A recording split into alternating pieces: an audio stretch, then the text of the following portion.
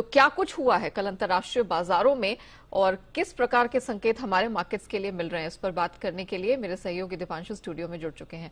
Deepanshu, good morning. Recessionary कगार पर अमेरिकी बाजार पहुंच गए हैं और ये बहुत बुरी स्थिति है। ये तो हम जान ही रहे थे कि स्थिति ठीक नहीं है, लेकिन कल ऐसा क्या हुआ है जिसने अंतर्राष्ट्रीय बाजारों को, हमारे मार्केट्स को हिला कर रख दिया? मंदी का डर है, जैसा अनिल जी भी कल सुबह समझा रहे थे, बिल्कुल वैसे ही एक्शन होते हुए दिख रहा है। और इन्वेस्टर्स के बीच में अभी डर बैठ गया है कि अगर फेड को सच में इन्फ्लेशन कम करना है और कंट्रोल में लाना है तो और ज्यादा एक्शन आ सकता है, जो फिर इकोनॉमी में स्लो डाउन लाएगा, और इसका डर फैला हुआ है। इसलिए हमने ऐसा एक्शन बनते हुए देखा। तो संकेत तो कमजोर आ ही रहे हैं और सेंट्रल बैंक की तरफ से भरपूर एक्शन हुआ है। अभी थोड़ी देर में 8:30 बजे हमारे टाइम बैंक ऑफ जापान की पॉलिसी आ जाएगी, वहां पर सबकी नजर है।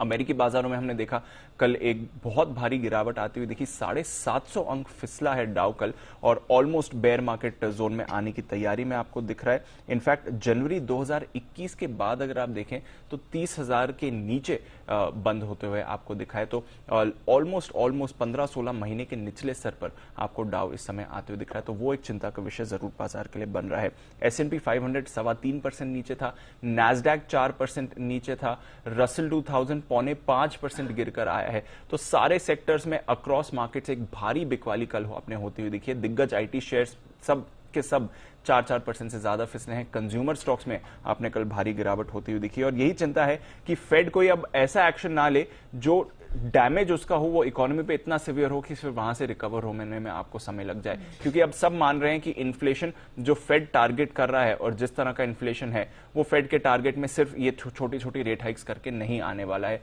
तो क्या कोई एक बड़ा एक्शन फेड कर सकता है ताकि इन्फ्लेशन को कंट्रोल में लाया जा सके, ऐसा अब अनुमान बाजार लगा रहा है। और उसी के डर की वजह से और उससे उसका जो इंपैक्ट होगा, डिमांड कम होगी, डिमांड कम होने से जो स्लो डाउन आएगा उसका डर बाजार में फैला हुआ है और इसी का आप इंपैक्ट देख रहे हैं।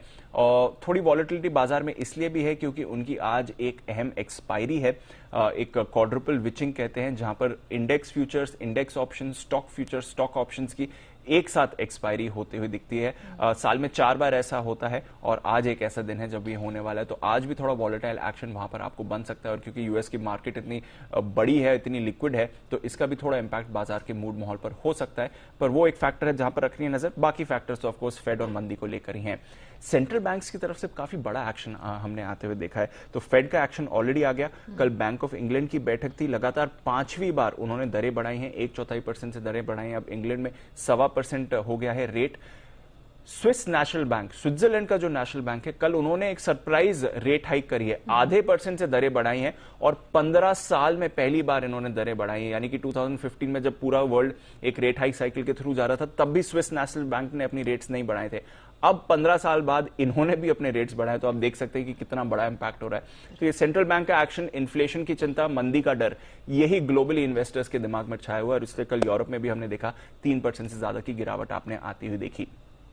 कच्चा तेल जैसे आपने मेंशन करा काफी भारी उतार चढ़ा हुआ है। आज सुबह आपको सुस्त दिख रहा है क्योंकि अगेन अगर मंदी आनी हुई है दुनिया भर में तो फिर तेल की डिमांड पर भी असर होगा।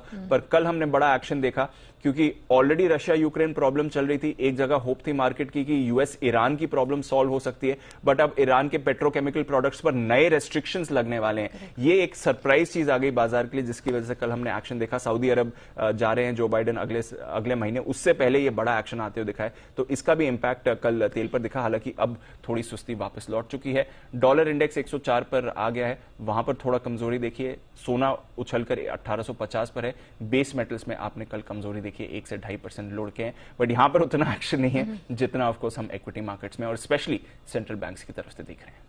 इनफैक्ट दीपांशु, कमोडिटी मार्केट भी अब एक तरह से इक्विटी मार्केट का ही मुंह देख रहे हैं। नॉर्मली सेफ हेवन डिमांड निकल कर आती है, लेकिन जब डिमांड ही नहीं आएगी तो फिर कमोडिटीज में कहां पैसा लगेगा और किस प्रकार की इंफ्रास्ट्रक्चर डिमांड दिखेगी। बहरहाल शुक्रिया आपका दीपांशु, हमारे साथ जुड़ने के लिए, वो पूरा ग्लोबल अपडेट दर्शकों के सामने रखने के लिए।